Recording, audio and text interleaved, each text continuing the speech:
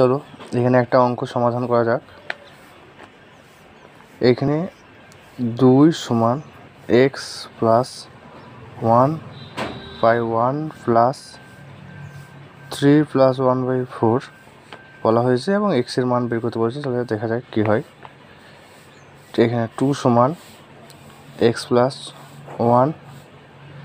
1 plus 1 বা এখানে 3 আচারে 12 আর একে হবে 13, অতএব এটা হয়ে যাবে 13/4।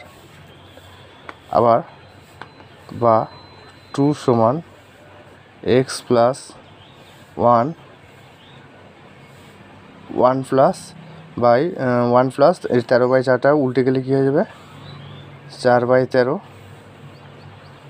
বা 2 সমান x প্লাস 1, দেখে নাও 13কে 13 17 এ হয়ে যাবে 17/13, বা 2 সমান x প্লাস, এবারে উল্টে যাবে 1/17/13, এটা উল্টে যাবে, এ হয়ে যাবে 13/17,